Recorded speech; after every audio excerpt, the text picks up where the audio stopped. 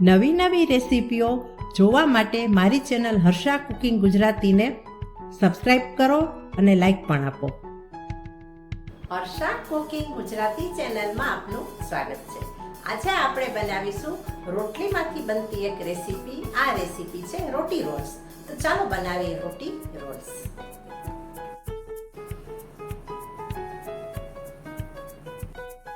રોટી Rolls બનાવવા માટે અહીં મેં 4 બટેટા લીધા છે. 4 બટેટાના આપણે પહેલા તો ટુકડા કરી લઈશું. બટેટાને મેં ધોઈ લીધા છે. હવે આ બટેટાને આપણે પ્રેશર કુકરમાં બાફી લઈશું.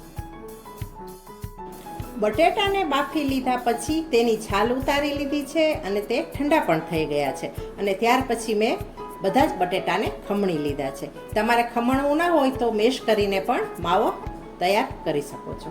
હવે આપણે મસાલા એડ કરીશું. 1 ચમચી ચાટ મસાલો, 1 ટીસ્પૂન આમચૂર પાવડર, પિંચ હળદર પાવડર,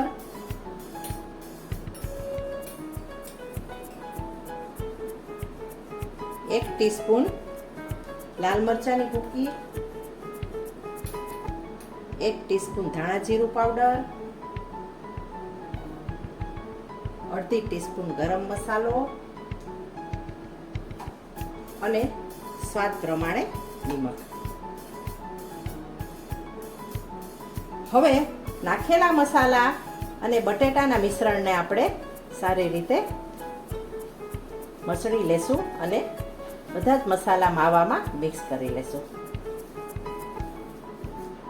બટેટા ઠંડા કરવા જરૂરી છે, જેથી વહેલા બાફી લેવા અને બફાયા પછી થોડા ઠંડા કરવા, તો જ આ રેસીપી સારી બનશે. નહીં તો બટેટામાં પાણી રહી જશે. મસાલા તમારા સ્વાદ પ્રમાણે તમે એડજસ્ટ કરી શકો છો. કોઈ વધારે તીખું ખાતું હોય તો ઉમેરી શકો છો. અને હા, આમાં તમે ચીલી ફ્લેક્સ પણ ઉમેરી શકો છો. પણ જો બાળકો માટે બનાવતા હો તો ચીલી ફ્લેક્સ ન નાખજો, કેમ કે તેનાથી તીખો સ્વાદ આવે છે.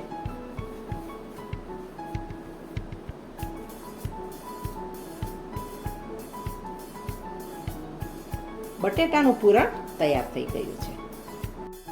બટેટાના માવામાં મસાલો સારી રીતે ભળી ગયો છે અને જે માપ મેં તમને બતાવ્યું છે એ પ્રમાણે પરફેક્ટ ટેસ્ટ છે. હવે આપણે તેને શેપમાં પાડી લેશું. આપણે આપીશું રોલનો શેપ. આ રીતે આપણે થોડું થોડું પોર્શન લઈ અને જેવડા આપણે રોલ બનાવવા હોય છે તેવડું આપણે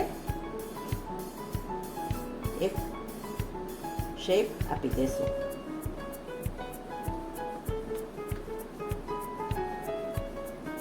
બહુ જાડોય નહીં અને બહુ પાતળો નહીં એવો મેં રોલ બનાવ્યો છે. બધા જ રોલ આ રીતે હું બનાવી લઈશ.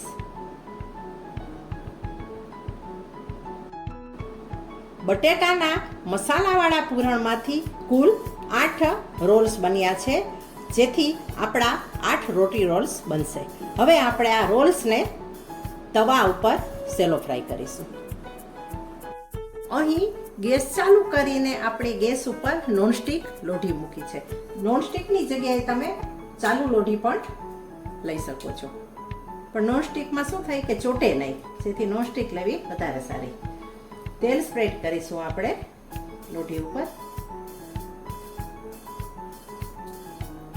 અને સેલો ફ્રાય કરવા માટે આપણે રોલને મૂકતા જઈશું.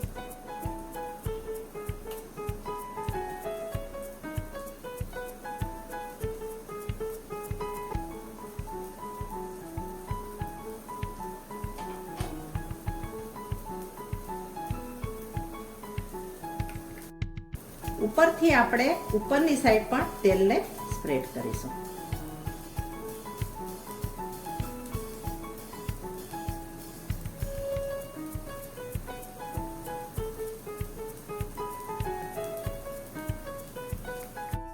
અહીં મારી લોઢી મોટી છે, જેથી મેં બધા રોલ્સ ગોઠવી દીધા છે. અને હવે આપણે સાઈડ પલટાવીશું. જો એક સાઈડ શેકાઈ ગયા છે. જો કેટલા સુંદર તરત જ 2 થી 3 મિનિટમાં શેકાઈ ગયા છે. ફ્લેમને આપણે મીડિયમથી સ્લો રાખી છે.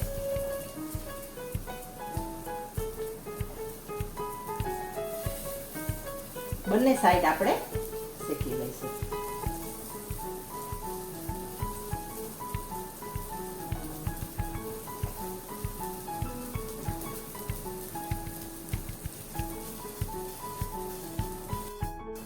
બંને સાઈડથી રોલ્સ શેકાઈ ગયા છે. હવે ગેસને આપણે બંધ કરીએ અને રોલને આપણે બીજા વાસણમાં ટ્રાન્સફર કરીએ.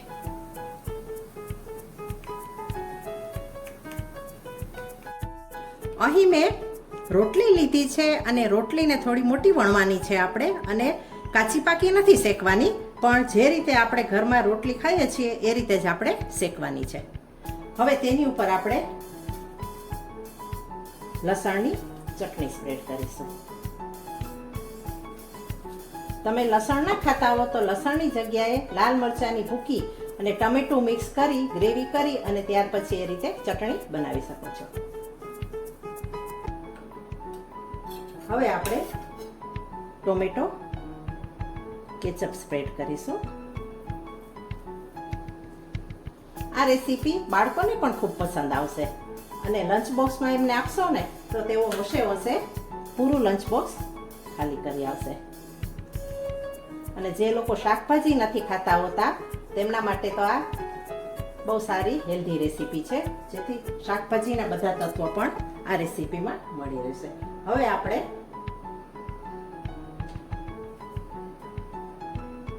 સુધારેલી લચ્છામાં પાંદડા કોબી નાખીશું. અહીં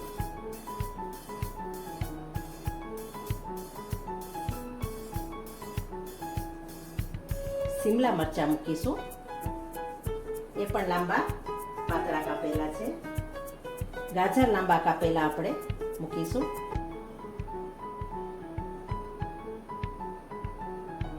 લાંબી કાપેલી ડુંગળી ઉપરથી જે આપણે રોલ બનાવ્યો છે તે મૂકી દેશું. સેજ પ્રેસ કરી દેશું. ચાટ મસાલો સ્પ્રિંકલ કરીશું અને મેયોનીઝ.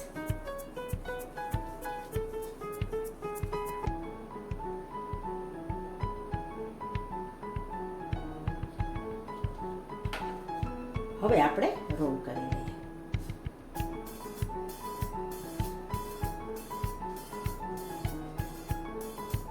હવે આ રોલને આપણે શેકી લઈશું. આ રીતે હું પહેલા તો બધા રોલ તૈયાર કરી લઈશ.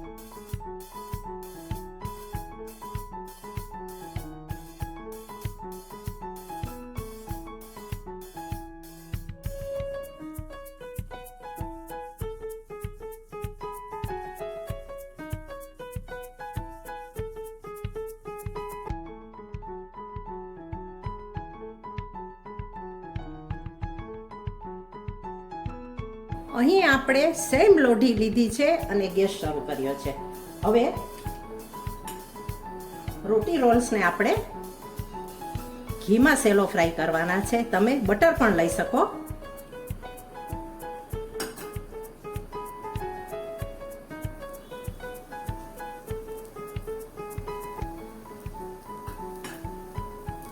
ઉપરથી પણ આપણે ઘી લગાવી દઈશું.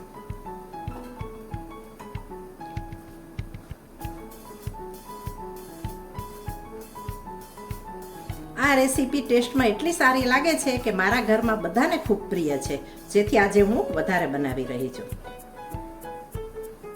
બાળકો મોટા બધાને ભાવે એવી છે અને શાકભાજી ભરપૂર હોવાથી હેલ્ધી પણ છે.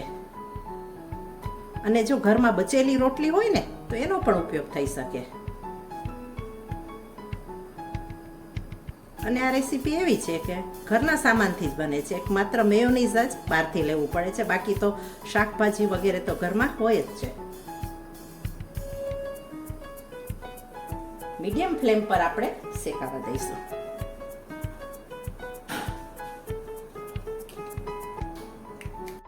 રોટી રોલ્સ સારી રીતે શેકાઈ રહ્યા છે. જુઓ, સાઈડ પણ મેં પલટાવી દીધી છે ને આપણે એકદમ બ્રાઉન કલરના કરીશું, જેથી આનો ટેસ્ટ પણ અંદરથી શાકભાજીનો પોચો સોફ્ટ અને ઉપરથી જે પડ છે ને તે આપણને ક્રન્ચી બનશે. આ રેસીપી એક વખત ટ્રાય કરવા જેવી જરૂર છે.